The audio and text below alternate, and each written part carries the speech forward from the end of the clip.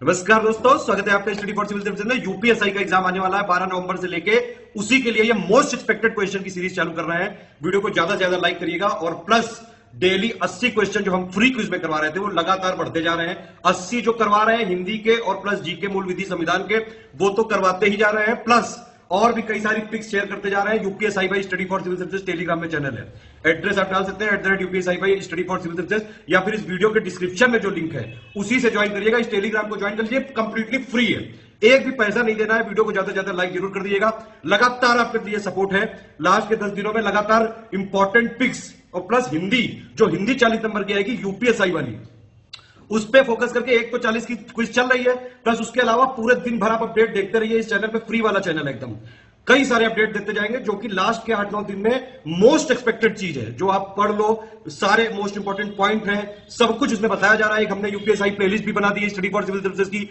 उसमें जितने वीडियो दिए हुए हैं वो जरूर पढ़ लीजिएगा। संविधान जीके के लिए बहुत जरूरी है, ठीक है। कोई और कमेंट हो, कोई फीडबैक हो, कोई सजेशन हो तो प्लीज जरूर बताइएगा। भैया क्विज डेली करते रहो, पिछले 3 महीने से करवा रहे हैं, पिछला भी बैकलॉग क्लियर कर लो और लगातार इस चैनल को फॉलो करके रखिए। तो अगर आप स्टडी फॉर सिविल सर्विसेज को यूट्यूब में फॉलो करते हैं तो हमारा फ्री वाला टेलीग्राम चैनल जरूर ज्वाइन कर लीजिए। ये मेन चैनल है, इसको जरूर ज्वाइन रखिए। ये यूपीएसआई 2021 का जो एग्जाम आने वाला है उसके लिए चैनल बनाया गया, यहाँ पे फ्री क्विज पिक्स सब कुछ दिया जा रहा है, ठीक है। लगातार आप इसमें फॉलो करते रहिए, मीडिया सेक्शन में पिक्स देते रहते हैं, क्विज देते रह रहे हैं, लगातार हो रहा है। आप देखिए लगातार अपडेट देते जा रहे हैं मूल विधि से रिलेटेड। जो टॉपिक आप बोल दोगे इस वीडियो के कमेंट में, उस पर और बंपर रिवीजन करवाएंगे यहाँ पे। दोस्तों, यूपीएसआई के एग्जाम के लिए हम लोग क्विज के वीडियोस लगातार जारी कर रहे थे और आप इसे देख रहे होंगे। सीरीज थी पूरी और इसमें ये अगला पार्ट है। आइए शुरू करते हैं। पहले प्रश्न को देखिए। कहा जा रहा है कि सर्वाधिक ऋग्वैदिक सूत्र या सूक्त, ठीक है, सूक्त का मतलब होता है स्तुति या श्लोक का पूरा गुच्छा, तो ये समर्पित किसको है? मतलब ऋग्वेद में ज्यादातर जो सूक्त लिखे गए हैं वो किसके नाम से लिखे गए हैं? अग्नि के नाम से लिखे गए हैं, इंद्र के नाम से लिखे गए हैं, रुद्र के नाम से लिखे गए हैं, या फिर विष्णु के नाम से समर्पित किए गए? तो ये इंद्र को समर्पित हैं। इंद्र को देवताओं का राजा मानकर सबसे ज्यादा सूक्त इन्हीं को समर्पित किए गए थे। क्वेश्चन नंबर 2 को देखिए। कहा जा रहा है कि शिलप्पाधिकारम जो कि एक ग्रंथ है, इसके लेखक कौन है? तो इलंगो आदिगल का नाम दिया हुआ है। इलंगो आदिगल इनका पूरा नाम था। इसके अलावा पररण का नाम है और करिकाल का नाम है और विष्णु स्वामी नाम के एक लेखक है, उनका भी नाम। देखिए इसमें से इलंगो आदिगल हो जाएगा, ठीक है। इलंगो आदिगल ने शिलप्पाधिकारम की रचना की थी। नेक्स्ट, थर्ड क्वेश्चन को देखिएगा। भारतीय कला में बुद्ध के जीवन की किस घटना का चित्रण मृग सहित चक्र के द्वारा प्रदर्शित हुआ है? तो मृग सहित चक्र का प्रदर्शन ये किस चीज को संकेत देता है या किस चीज को इंगित करता है?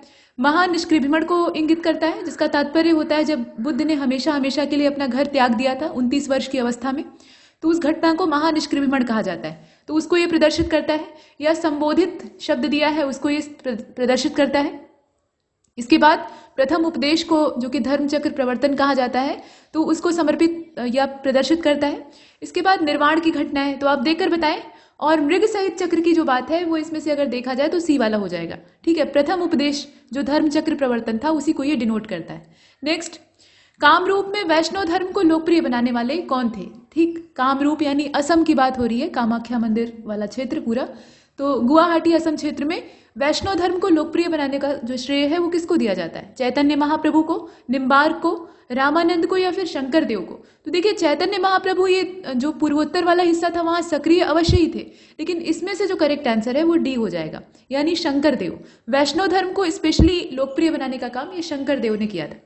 इसके बाद नेक्स्ट, जल की आवश्यकता को ध्यान में रखते हुए जिस प्रथम शासक ने गिरनार क्षेत्र में झील का निर्माण करवाया वो कौन था? तो चंद्रगुप्त मौर्य था, इसमें कोई संदेह नहीं है। बाद में अशोक के समय में इसका जीर्णोद्धार होता है, मतलब समय समय पर इसकी देखरेख की जाती है, जो सुदर्शन झील रहती है। इसके बाद आगे चलते हैं। और रुद्रदामन का जो जूनागढ़ अभिलेख है उसमें इसका उल्लेख प्राप्त होता है, मतलब वहीं से ये मालूम होता है कि चंद्रगुप्त मौर्य के द्वारा यहाँ पर एक झील का यानी जलाशय का निर्माण करवाया गया था। इसके बाद अगले वाले को देखते हैं। प्रश्न संख्या 6 में आपसे पूछा गया है कि बौद्ध, हिंदू और जैन शैलकृत गुफाएं एक साथ कहाँ पर मिलती हैं? मतलब तीनों धर्मों का हमें एक साथ जो गुफा चित्रण है या गुफा स्थापत्य है उसमें दर्शन हो जाता है। ये कौन सी गुफाएं हैं? अजंता की गुफाएं हैं, एलिफेंटा की केव्स हैं, एलोरा केव्स हैं, या कार्ले चैत्य वाला स्थान है? बताइए इसमें से कौन सा होगा? तीनों धर्म एक साथ दिखाई दें, और इसका सी हो जाएगा एलोरा, ठीक है। एलोरा की गुफाएं जो है वहां पे हमें हिंदू धर्म के भी जो साक्ष्य हैं, मतलब मूर्तियां और स्थापत्य हैं, वो दिखाई देते हैं। बाकी जैन और जो बौद्ध के हैं वो तो है ही है। इसके बाद अगले वाले को देखते हैं। क्वेश्चन नंबर 7 में कहा गया कि प्राचीन भारत के एक महान शिक्षा केंद्र विक्रमशिला महाविहार की स्थापना किसने की थी? ये महान शिक्षा का केंद्र था, ठीक है। जितने भी विश्वविद्यालय प्राचीन हैं उनमें शिक्षा का बहुत बड़ा एक केंद्र हुआ करता था। दूर दूर से, देश विदेश से लोग सीखने के लिए आते थे और उसी में से एक था विक्रमशिला। तो इसकी स्थापना किसने की थी? तो कुमारगुप्त दिया हुआ है, हर्ष दिया है, धर्मपाल का भी नाम है और लक्ष्मण सेन का भी नाम है, जो कि बंगाल का सेन वंश का रूलर था। और इसका जो करेक्ट आंसर है वो इसमें सी वाला हो जाएगा। धर्मपाल के द्वारा स्थापना की गई थी। पाल डायनेस्टी के जो रूलर थे धर्मपाल, उनके द्वारा इसकी स्थापना की गई थी। इसके बाद आगे चलते हैं। प्रश्न संख्या 8 में आपसे कहा गया कि निम्नलिखित में से कौन सा वारकरी संप्रदाय का संत था? वारकरी संप्रदाय, वारकरी या वरकरी वही संबोधन है, और कहीं कहीं आपको बरकरी लिखा हुआ दिखाई देगा। तो निम्बार्क के द्वारा इसकी स्थापना की गई थी, या यहाँ पे प्रतिपादन करने वाले संत का नाम असल में बताना है। चक्रधर के द्वारा, नामदेव जी के द्वारा, या फिर रामदास के द्वारा। बताइए बरकरी संप्रदाय से कौन से संत का संबंध है? और क्वेश्चन नंबर 8 का जो राइट आंसर है वो इसमें सी हो जाएगा, नामदेव। ठीक है, नामदेव। इसके बाद अगले वाले को देखते हैं। 9वें प्रश्न में आपसे कहा गया कि निम्नलिखित में से किसने यह आज्ञा दी थी कि व्यक्ति को एक ही स्त्री से विवाह करना चाहिए, और दूसरा विवाह वह तभी कर सकता है जब उसकी पहली पत्नी बांझ हो। वंध्या मतलब संतान उत्पन्न न कर सकती हो, यानी संतान उत्पन्न नहीं करेगी तो उसका कुल आगे नहीं बढ़ेगा। तो उसको अगर अपना कुल आगे बढ़ाना है तो विवाह कर लेना चाहिए। आज का समय रहेगा तो लोग कहेंगे कि एडॉप्शन ले लो, मतलब एडॉप्ट कर लो किसी बच्चे को। तो उस तरह की पहले नहीं हुआ करती थी। दत्तक पुत्र को लोग उतना दोयम दर्जे का स्थान दिया करते थे, तो अपने खून के रिश्ते का कुछ ज्यादा ही महत्व था। तो इसमें फिर दूसरा विवाह कंडीशन जो उसकी दी हुई है वो आप देख रहे हैं। किसने ऐसा कहा था, मतलब इस प्रकार का फरमान जारी किया था? ये अकबर का था, अलाउद्दीन खिलजी का था, शेर शाह का था, या इसमें से कोई नहीं? तो आप सोच कर देखिए इस तरह के सुधार वाले काम कौन करता है? अकबर। ठीक है, तो इसमें से करेक्ट आंसर ए हो जाएगा। अकबर के द्वारा ऐसा किया गया था। मतलब उसने कहा था कि कोई मनुष्य दूसरा विवाह तभी कर सकता है जब उसकी पहली पत्नी संतान उत्पन्न करने में सक्षम न हो। इसके बाद अगले वाले को देखते हैं। और ऐसा भी नहीं था कि उसके बाद जो पहली पत्नी है उसका परित्याग कर देना है, उसे भी यथोचित सम्मान देना है, ऐसा कहा गया था। क्वेश्चन नंबर 10 में आपसे कहा जा रहा है कि इंग्लैंड की रानी थी एलिजाबेथ प्रथम, ठीक है, और उनका समकालीन भारतीय राजा कौन सा था? मतलब जिस समय वो इंग्लैंड में रूल कर रही थी, उनका शासन चल रहा था, उस समय भारत की गद्दी या भारत का जो तख्त था उस पर कौन बैठा हुआ था? तो अकबर बैठा था। ठीक है, अकबर और एलिजाबेथ का जो टाइम है वो लगभग एक है। और यहाँ से जब जो ईस्ट इंडिया कंपनी का चार्टर है वो तैयार होके आगे बढ़ता है, तो ईस्ट इंडिया कंपनी वहां से लेकर मतलब व्यापारियों का दल भारत पहुंचता है, और जब पहुंचता है तब तक अकबर की मृत्यु 1605 तक हो गई रहती है और जहांगीर का टाइम शुरू हो गया रहता है। ठीक है, लेकिन समकालीन की अगर बात करें तो अकबर था। इसके बाद 11वें को देखते हैं। कहा जा रहा है कि जैन साधु जो कि अकबर के दरबार में कुछ वर्ष तक रहे थे और इन्हें जगत गुरु की उपाधि से सम्मानित किया गया था, ये थे कौन? तो ये हरविजय सूरी थे। यहाँ पे हीर विजय सूरी लिखा हुआ है, वो असल में हरविजय सूरी थे। इसके बाद अगले वाले को देखते हैं। प्रश्न संख्या 12 में आपसे कहा गया कि मुगल शहजादियों में से किसने हुमायूं नामा की रचना की थी? मुगल शहजादियां, और इनका अपना ही एक कथा वृतांत है। अब इसमें से किसने हुमायूं नामा नाम के ग्रंथ की रचना की थी? ये जैबुन्निसा थी, जहां आरा थी, या गुलबदन बानो बेगम थी, या रोशन आरा थी? तो ये तो प्रचलित है, इसमें आप जानते ही हैं कि गुलबदन बेगम के द्वारा इसको लिखा गया था।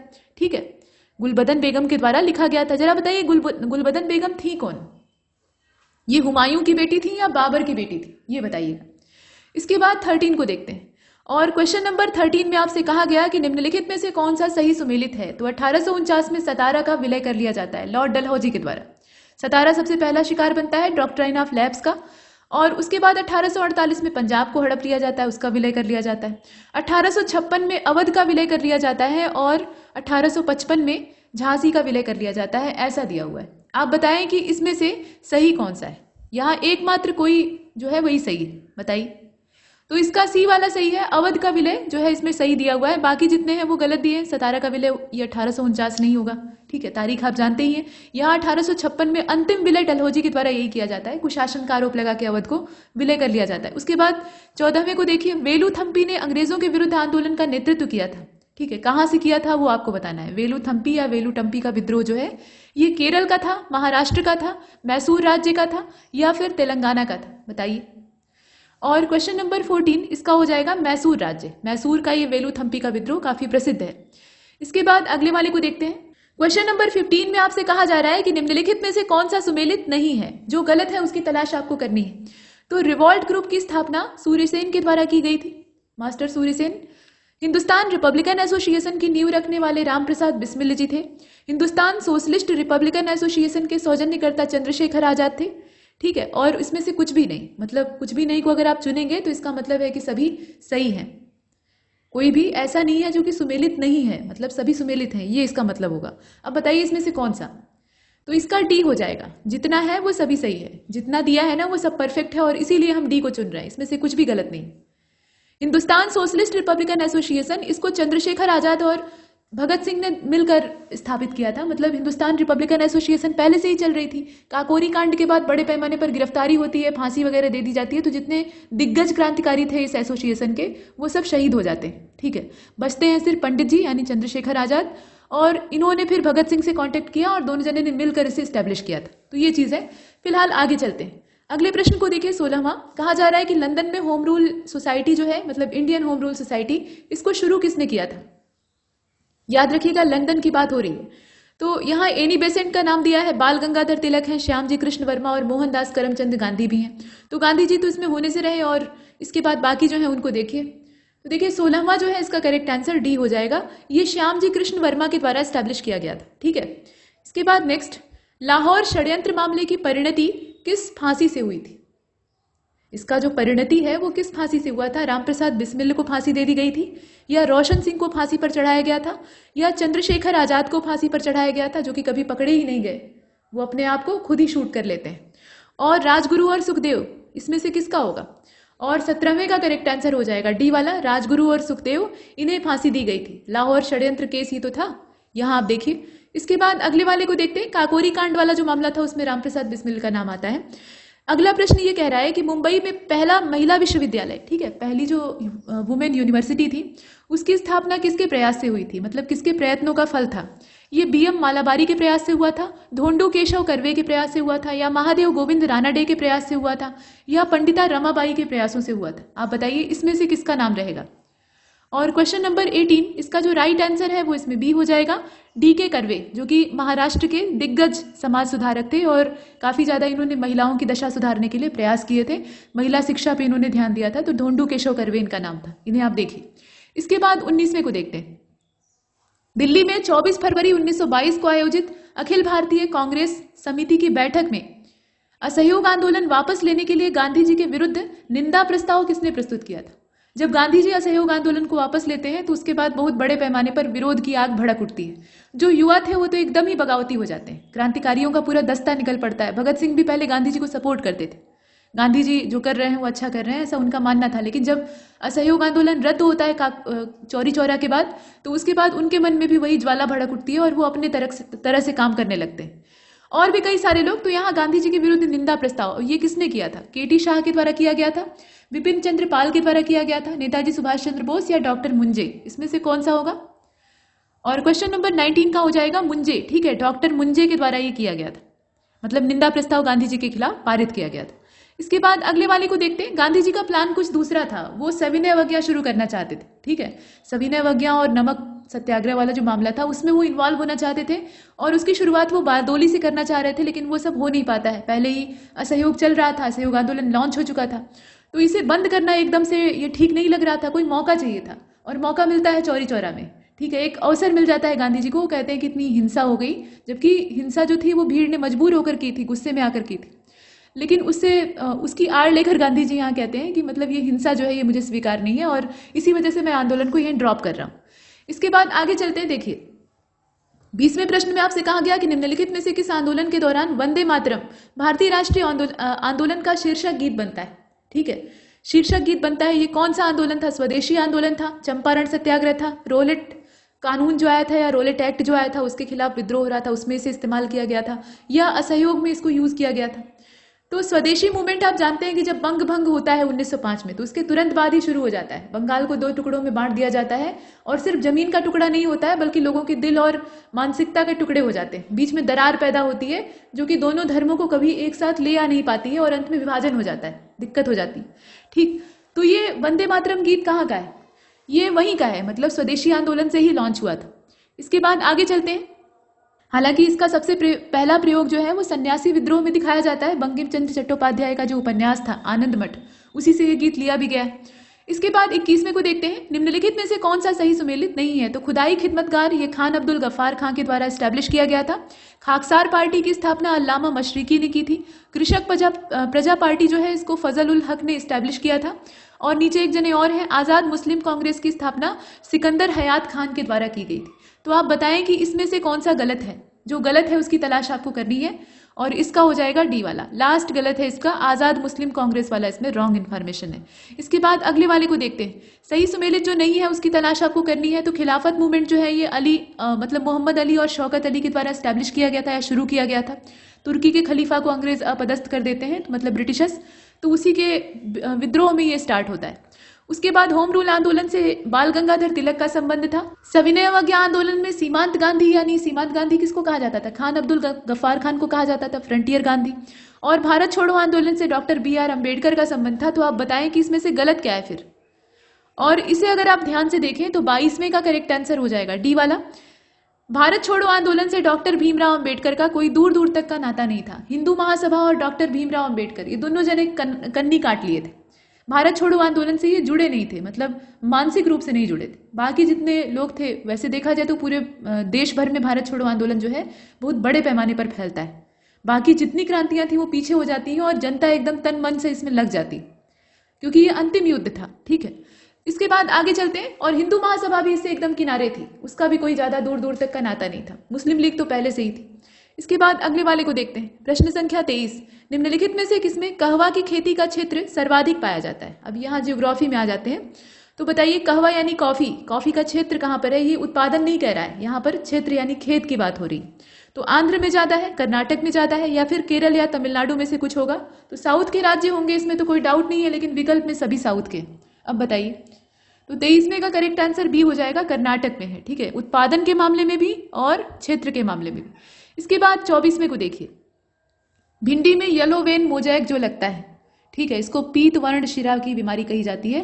तो ये किसकी वजह से होता है। ये विषाणु जनित रोग है पहली चीज, और ये व्हाइट फ्लाई की वजह से होता है, यानी सफेद मक्खी इसको फैलाने का काम करती है। याद रखिएगा, सफेद मक्खी कोई वायरस नहीं है, वो वाहक है, मतलब वो कैरियर का काम करती है, वो वायरस को वहां तक पहुंचाती। तो येलो वेन मोजैक को हमने देखा। इसके बाद अगले वाले को देखते हैं। प्रश्न संख्या 25 में आपसे कहा गया कि जो एप्पल होता है यानी सेब, उसका लाल रंग किस वजह से होता है। अब यहाँ पर कुछ रसायनों के नाम दे रखे हैं, जैसे कि एंथोसाइनिन है, लाइकोपिन है, कैरोटिन है और जैंथोफिल है। अब इसमें से आप देखें कि एंथोसाइनिन होगा। सेब का जो लाल रंग होता है वो एंथोसाइनिन की वजह से होता है। जब मात्रा इसकी कम होती है तो लाल रंग हल्का, मतलब फीका पड़ जाता है। और ऐसी कंडीशन में जो पेशेवर विक्रेता हैं सेब बेचने वाले, वो सेब के ऊपर लाल मोम की एक परत चढ़ा देते हैं। इससे सेब चमकीला और खूब कलरफुल दिखाई देता है, नुकसानदेह हो जाता है। हालांकि कोटिंग जो है, वैक्स की कोटिंग बचाने के लिए भी की जाती है, परिरक्षण करना हो तो उसके लिए भी की जाती है, लेकिन ये जो केमिकल वाला मोम होता है ये नुकसान भी करता है। इसके बाद अगले वाले को देखते हैं। प्रश्न संख्या 26 में कहा गया कि भारत में मोनोजाइट जो कि एक खनिज है वो कहाँ से पाया जाता है। उत्तर प्रदेश में मिलता है, हिमाचल में मिलता है, तमिलनाडु में मिलता है या फिर केरल में मिलता है। देखकर बताइए, केरल से प्राप्त होता है मोनोजाइट का। भारत में सबसे जो प्रमुख स्रोत है केरल। इसके बाद 27 को देख लीजिए, कौन सा सुमेलित नहीं है। अब यहाँ घास के मैदान दे रखे हैं, तो डाउन्स जो है ये उष्ण कटिबंधीय घास के मैदान यानी ग्रासलैंड्स हैं। स्टेपीज जो है ये शीतोष्ण कटिबंधीय है। ठीक है, सेल्वास जो है ये उष्ण कटिबंधीय वन होते हैं, ये घास के मैदान नहीं है बल्कि जंगल है। और टैगा जो है वो शीतोष्ण कटिबंधीय वन होते हैं। तो ज्योग्राफी के कुछ शब्दों के अर्थ आपको पता होने चाहिए। फिलहाल इसमें बताइए गलत कौन सा है। और गलत इसका पहला वाला ही है, डाउन्स जो है ये उष्ण कटिबंधीय घास के मैदान नहीं होते। ठीक है, इसके बाद अगले वाले को देखते हैं। प्रश्न संख्या 28 में आपसे कहा गया कि निम्नलिखित जो अधिकार दे रखे हैं उसमें से कौन सा अधिकार भारत में सभी व्यक्तियों को उपलब्ध है। सभी व्यक्तियों को, उसमें कोई स्पेशल कैटेगरी नहीं है। तो विधि के समक्ष समता, भेदभाव के विरुद्ध अधिकार, देश भर में स्वतंत्र भ्रमण की स्वतंत्रता, मतलब खुलेआम जहां चाहे वहां जा सकते हैं, और चुनाव लड़ने का अधिकार। अब बताइए कि इसमें से कौन सा सभी को उपलब्ध है। तो 28 का करेक्ट आंसर हो जाएगा, यहां आप देख लीजिए ए वाला, विधि के समक्ष समता। भारत के नागरिकों को तो मूल अधिकार मिले ही हैं, ठीक है, उसमें कोई डाउट नहीं है। जो मूल अधिकार वाला सेक्टर है, भारत के जितने भी नागरिक हैं उनको भी प्राप्त है। लेकिन जो बाहरी हैं, बाहर से आके भारत में रह रहे हैं, उनके लिए भी कुछ मूल अधिकार हैं। तो विधि के समक्ष सभी बराबर है। ठीक है, विधि के समक्ष समता जो है ये सभी को प्राप्त है। इसके बाद अगले वाले को देखते हैं। प्रश्न संख्या 29, directive principle of state policy का इसमें से सब्जेक्ट कौन सा है वो आपको पहचानना है।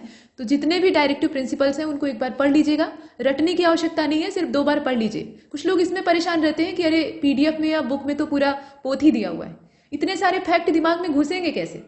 तो वो ऐसे घुसेंगे कि आप उन्हें रोज पढ़िए। अब तो रिवीजन का समय है, रिवीजन का भी अब समय नहीं बचा, परीक्षा सिर पे आ चुकी है, आपकी डेट एग्जाम की चाहे जब हो, ठीक, लेकिन अब एकदम नजदीक आ गई है। तो इसका मतलब ये होता है ना कि आप उसको 2 से 4 बार पढ़िए, रोज एक बार रिवाइज कर लीजिए, रटने की आवश्यकता ही नहीं पड़ेगी, वो सारे फैक्ट आपके दिमाग में कहीं ना कहीं घुसे रहेंगे और जब आप प्रश्न देखेंगे तो सब सामने आ जाएंगे। ये होता है पढ़ने का तरीका। कंपटीशन या इतने बड़े लेवल के एग्जाम जो होते हैं, मतलब चाहे वो कोई भी प्रतियोगी परीक्षा हो, सिलेबस इतना वास्ट होता है कि आप सब कुछ रट नहीं सकते। ये स्कूल का, हाई स्कूल का एग्जाम नहीं है कि आपने समास रट लिया और हिंदी के रूप याद कर लिए, अंग्रेजी में टेंस पूरा रट्टा लगा लिया है और 2-4 ऐसे रट लिए, ऐसे नहीं होता है। यहाँ पर आपको सिर्फ पढ़ना है, लगातार पढ़ना है।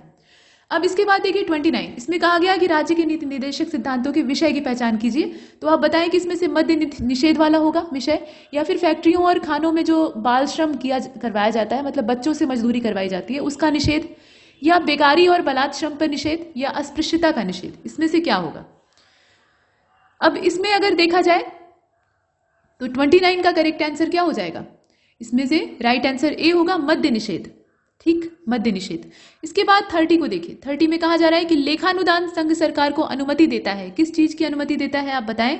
तो जो सार्वजनिक ऋण होता है उसको लेने की अनुमति मिलती है, या भारतीय रिजर्व बैंक से धन उधार लेने के लिए अनुमति देता है, राज्यों को अनुदान देने के लिए करता है, या फिर निश्चित अवधि के लिए भारतीय संचित निधि से धन निकालने का प्रावधान इससे होता है। आप बताएं कि कौन सा होगा? लेखानुदान से सरकार को या भारत सरकार को क्या परमिशन प्राप्त होती है? तो इसका करेक्ट आंसर डी हो जाएगा। डी का मतलब यह है कि एक निश्चित अवधि के लिए भारत की संचित निधि से पैसा निकालने की जो प्रक्रिया है उसके लिए ये परमिट देता है। इसके बाद अगले वाले को देखते हैं, प्रश्न संख्या 31, ठीक है। अब ये 31वां जो है, इसमें कहा जा रहा है कि किस विभाग में सर्वोच्च न्यायालय ने पहली बार संसद की संविधान संशोधन शक्ति को, संसद की संविधान में संशोधन करने की शक्ति को सीमित कर दिया था। एक समय ऐसा आया कि संसद जहां चाहे वहां संशोधन कर सकती है, ऐसा बोल दिया गया था। बाद में उस मामले को या उस वाद को पलटते हुए सुप्रीम कोर्ट ने फैसला दिया कि संविधान के मूल ढांचे के साथ छेड़छाड़ नहीं होनी चाहिए, ठीक है। जो मूल स्ट्रक्चर है उसके साथ कोई रद्दोबदल नहीं होना चाहिए, ऊपर से आप जितना चिपकाना चाहें चिपका सकते हैं। ये एक बात। अब बताइए मामला कौन सा था? गोपालन बनाम मद्रास राज्य था, या गोलकनाथ वाला मामला था, या केशवानंद भारती का प्रसिद्ध केस था, या मिनर्वा मिल वाला मामला था? बताइए। ये सारे जो है ये ऐतिहासिक केस है। इसमें से 31 का राइट आंसर बी हो जाएगा। ये गोलकनाथ बनाम पंजाब राज्य वाला मामला था, जिसमें कि सुप्रीम कोर्ट ने संसद की संविधान में संशोधन की शक्ति को सीमित कर दिया था। इसके बाद अगले वाले को देखते हैं, मुख्य निर्वाचन आयुक्त को पदच्युत किया जा सकता है, यानी पद से हटाया जा सकता है। कैसे? तो संसद के जो दोनों सदन है, यानी लोकसभा और राज्यसभा, उनमें 2/3 बहुमत पास करा के, या फिर उस प्रक्रिया के द्वारा जो कि सर्वोच्च न्यायालय के न्यायाधीशों पर लागू होती है, मतलब सुप्रीम कोर्ट के जो जजेस हैं उनको अगर हटाना है तो जो प्रोसेस हम लगाएंगे वही इसमें भी लगेगा, ऐसा कुछ। या भारत के मुख्य न्यायाधीश के परामर्श से राष्ट्रपति हटाने का काम करता है, या मंत्रिपरिषद की सलाह से राष्ट्रपति के द्वारा हटाया जाता है। आप बताएं कि इसमें से सही कौन सा है? मुख्य निर्वाचन आयुक्त, मुख्य निर्वाचन आयुक्त। अब यहाँ पे निर्वाचन आयोग किस प्रकार की संस्था है इसको ध्यान रखिएगा और उसी के आधार पर यह तय होगा। तो 32 का करेक्ट आंसर बी हो जाएगा। वही प्रक्रिया है जो कि सर्वोच्च न्यायालय के न्यायाधीशों पर लागू होती है, मतलब उनको पद से हटाने की जो प्रक्रिया है, सेम प्रोसेस यहाँ भी है। इसके बाद 33 को देखिए, सही सुमेलित जो नहीं है वो तलाशना है। तो कैल्सीफेरॉल, कैल्सीफेरॉल इसकी कमी से क्या होता है? अस्थि रुग्णता हो जाती है, ऑस्टियोमैलेसिया और रिकेट्स जैसे रोग जो है वो धर लेते हैं। नियासिन की कमी से पेलाग्रा हो जाता है। कोबाल्मिन अगर कम हो जाए शरीर में, ये सब विटामिन के केमिकल नेम है, मतलब रासायनिक नाम है, ठीक है। तो कोबाल्मिन की कमी से क्या होता है? संघातिक रक्त अल्पता, मतलब जो एक्यूट एनीमिया होता है वो हो जाता है। और राइबोफ्लेविन की कमी से बेरी बेरी रोग हो जाता है। पॉलिश किए हुए चावल खाने से बेरी बेरी रोग होता है, आपने सुना होगा। तो आप बताएं कि इसमें से गलत कौन सा है? इसमें से गलत कौन सा है आप बताइए। देखिए इसका सी वाला, कोबाल्मिन और जो संघातिक रक्त अल्पता दिया हुआ है वही गलत है, बाकी जितने हैं वो तो सही। इसके बाद 34 को देखते हैं, जैव विविधता के विनाश का क्या कारण है? तो जैव विविधता क्यों नष्ट हो रही है? जीवों के प्राकृतिक आवास में कमी आ रही है, पर्यावरण में प्रदूषण फैल रहा है, जंगल नष्ट हो रहे हैं, और सभी सही है। तो भाई सभी सही है, ये सारी चीजें हो रही हैं और सभी इसमें जायज है। मतलब जितने भी कारण है उससे जीवों की विविधता यानी जो बायोडाइवर्सिटी है वो धीरे धीरे खत्म हो रही है, और जिस दिन ये खत्म हो जाएगी उस दिन हम भी खत्म हो जाएंगे, क्योंकि हम पर्यावरण और प्रकृति से अलग तो है नहीं। और सबसे जो प्रामाणिक कारण है वो यही है, आवास उजड़ रहा है, जीवों का जो रहने का और खाने का ठिकाना है वो नष्ट हो रहा है और इस वजह से वो नष्ट हो रहे हैं। इसके बाद अगले वाले को देखते हैं। प्रश्न संख्या 35 में कहा गया कि रेड डाटा बुक जो है इसका कनेक्शन किससे है? जैव विविधता के बारे में जो तथ्य हैं उनका ये संग्रहण करता है, या विलुप्ति से ग्रस्त जो जीव जंतु हैं उनको ये लिस्ट में डालता है, मतलब लिस्ट उनकी बनाता है, या वृक्षारोपण से संबंधित कोई तथ्य इसमें दिखाई देता है, या तस्करों द्वारा जो अवैध शिकार किया जाता है उन वन्य प्राणियों को इसमें फोटो सहित चस्पा किया जाता है। बताइए इसमें से कौन सा होगा? तो क्वेश्चन नंबर 35 इसका करेक्ट आंसर बी हो जाएगा। आप जानते ही हैं कि जो विलुप्ति से ग्रस्त या आप देखते हैं संकटापन्न है, संकटग्रस्त है, या विलुप्त प्राय है, विलुप्त है, इस प्रकार से, या कम संकटग्रस्त है, लीस्ट कॉन्सर्न है, इस प्रकार की जो श्रेणियां होती हैं वो सब इसमें दिखाई देती हैं। इसके बाद आगे चलते हैं। प्रश्न संख्या 36, उत्तर प्रदेश का प्रमुख लोकगीत कौन सा है? धमार है, बिरहा है, टप्पा है, या कव्वाली है? बताइए इसमें से कौन सा होगा प्रमुख? वैसे तो कई सारे हैं, और 36वें का करेक्ट आंसर बी हो जाएगा, बिरहा।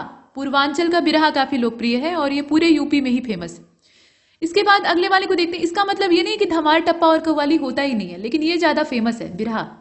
नेक्स्ट, निम्नलिखित में से किस एक वैदिक साहित्य में मोक्ष की चर्चा प्राप्त होती है? तो सत्य ये है कि जितने हमारे वैदिक साहित्य हैं सब में कहीं ना कहीं कैवल्य यानी मोक्ष की चर्चा की गई है, और सारे धर्मों ने यहीं से प्रेरणा ली है। सब सीख सीख कर यहाँ से राजा बन के अकड़ दिखाते हैं और कहते हैं कि वैदिक सभ्यता में कुछ रखा नहीं, लेकिन सब कुछ यहीं से निकला है, स्रोत यही है। तो आप बताइए, मतलब यहाँ जैन और बौद्ध धर्म को कहा जा रहा है, महावीर स्वामी और जो गौतम बुद्ध थे उन्होंने इन सभ्यताओं, मतलब ये जो ग्रंथ थे इन्हें बहुत ज्यादा एक्सेप्ट नहीं किया, और कुछ लोगों ने तो सिरे से नकार दिया था। तो ऐसी कंडीशन में आप देखिए कि मोक्ष की चर्चा हमें कहाँ से दिखाई देती है? ऋग्वेद से दिखाई देती है, या जो संहिताएं हैं परिवर्ती यानी परवर्ती, यहाँ पे परिवर्ती नहीं होना चाहिए था, परवर्ती का मतलब बाद वाली जो संहिताएं लिखी गई हैं उनमें ऐसा है, या ब्राह्मण ग्रंथ जो वेदों के हैं उसमें ऐसा है, या उपनिषदों में कहा गया है? तो स्पष्ट तौर पर कहा गया है उपनिषदों में, हालांकि सांकेतिक तौर पे हर ग्रंथ में दिखाई देता है, उपनिषद इसका करेक्ट आंसर होगा। इसके बाद अगले वाले यानी 38 को देखिएगा।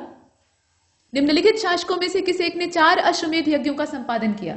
4 अश्वमेध यज्ञ, यहाँ पर ये ध्यान दीजिएगा संख्या कितनी दी है, प्रश्न को ध्यान से पढ़ना आवश्यक होता है। और इसका जो करेक्ट आंसर है वो पुष्यमित्र शुंग हो जाएगा। लेकिन पुष्यमित्र शुंग क्यों होगा? 4 यहाँ पे कहा है ना, और आप सोच कर देखिए कि पुष्यमित्र शुंग ने 4 अश्वमेध यज्ञ किए थे? नहीं किए थे। करेक्ट आंसर क्या होगा? प्रवरसेन प्रथम होगा। कुछ लोग झोंक में लगा देंगे जैसे अभी लगा दिया गया, लेकिन इसका करेक्ट आंसर प्रवरसेन प्रथम होगा। 4 अश्वमेध यज्ञों का संपादन इसी ने किया था। इसके बाद आगे चलते हैं। पहले के समय में अश्वमेध यज्ञ करवाना ये राजा की प्रतिष्ठा का प्रतीक माना जाता था। अच्छा, अब जो 40वां प्रश्न है इसको देखिए। होलसेयों की प्राचीन राजधानी द्वार समुद्रम, होलसेय डायनेस्टी जो थी उसकी प्राचीन राजधानी का नाम था द्वार समुद्र, यानी समुद्र का द्वार। अब इसका जो बाद वाला नाम है, मतलब वर्तमान नाम आप कह सकते हैं, वो क्या है? तो हेलेबिड है, और इसमें जो सी वाला ऑप्शन है वो सही है, हेलेबिड, ये इसका बाद का नाम है। तो यहां तक हमने इसे कंप्लीट किया है।